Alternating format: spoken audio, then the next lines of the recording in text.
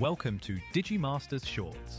We are your hosts, Adam Nagus and Carly Wilson, delivering the latest scoop from the digital realm.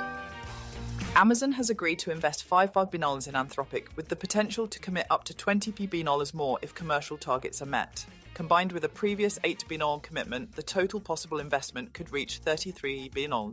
The companies have also expanded their partnership, giving Anthropic access to up to 5 GWs of Amazon's Trainium chips across current and future generations. Anthropic plans to spend more than £100 billion over the next decade on AWS technologies, including Trainium chips and millions of Graviton CPU cores. The infrastructure will support training and inference for Anthropic's Claude family of AI models. Significant capacity from the next generation Trainium 3 chips is expected to come online later this year. More than 100,000 organizations currently use Claude models through AWS, making it a leading model family on Amazon's Bedrock service. AWS customers can now access the full Claude platform directly through existing accounts, removing the need for separate contracts or billing arrangements. The partnership also includes global expansion of inference capabilities across Asia and Europe, and continued development of large-scale infrastructure such as Project Rainier. Both companies' chief executives said the expanded agreement reflects growing demand for generative AI and a long-term commitment to building advanced AI infrastructure together.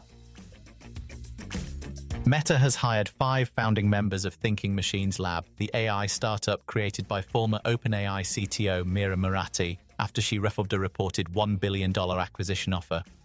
The most expensive hire, co-founder Andrew Tulloch, reportedly received a $1.5 billion compensation package over 6 years, potentially the richest individual talent deal in tech history. Founding engineer Joshua Gross also joined Meta Superintelligence Labs after building the startup's core API product, Tinker. Of the original founding team, 5 have gone to Meta, 3 have returned to OpenAI, and 1 has joined Elon Musk's xAI, leaving Murati with a largely rebuilt leadership group.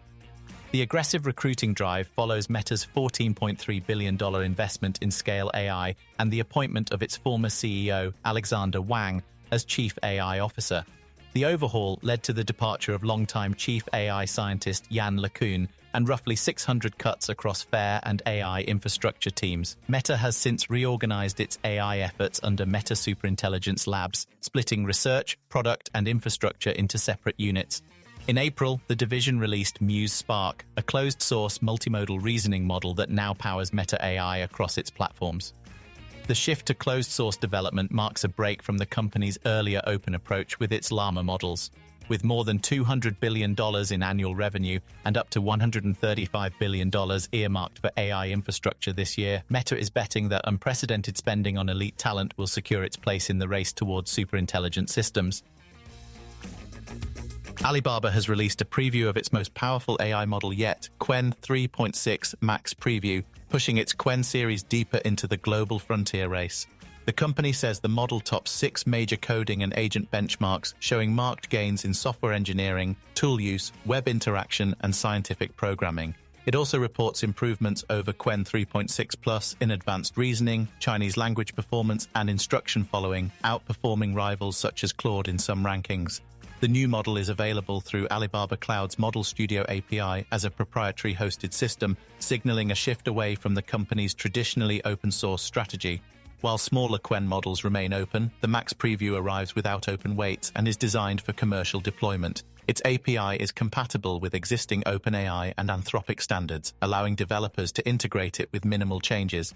The release follows Alibaba's recent launch of a 35 billion parameter open model optimized for efficiency, reflecting a broader tiered strategy across performance and cost. Qwen 3.6 Max Preview introduces a feature called Preserve Thinking, which maintains reasoning traces across multi-turn conversations for complex agent tasks. Analysts say the move underscores a wider pivot among Chinese AI labs from free access toward monetized proprietary systems. Independent testing ranks the model just behind the current market leader, and Alibaba describes it as a work in progress with further upgrades expected. Apple has announced that Tim Cook will step down as CEO on firm September, handing the role to longtime hardware chief John Ternus while becoming executive chairman. Arthur Levinson will relinquish his position as non-executive chairman to allow the transition, but will remain on the board. Cook called leading the company the greatest privilege of his life, while Ternus said he is grateful for the opportunity to carry Apple's mission forward. The leadership change comes at a pivotal moment as Apple faces mounting pressure to catch up in artificial intelligence. After delays and setbacks in rolling out AI-powered features, the company recently turned to Google to help upgrade Siri into a more advanced assistant. Cook, who took over in 2011 after being groomed by Steve Jobs, transformed Apple into a financial powerhouse, overseeing its rise from a $350 billion valuation to $4 trillion. During his tenure, Apple became the first publicly traded company to reach $1 trillion, then $2 trillion and $3 trillion in market value. However, analysts note that while Cook strengthened operations and expanded products like the Apple Watch and AirPods, he did not deliver a breakthrough innovation on the scale of the iPhone.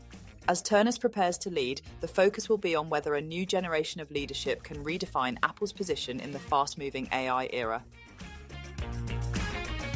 Thank you for listening to today's AI and Tech News Podcast summary. Please do leave us a comment, and for additional feedback, please email us at podcast@digimasters.co.uk. You can now follow us on Instagram and Threads by searching for @Digimaster Shorts or search for Digimasters on LinkedIn. Be sure to tune in tomorrow and don't forget to follow or subscribe.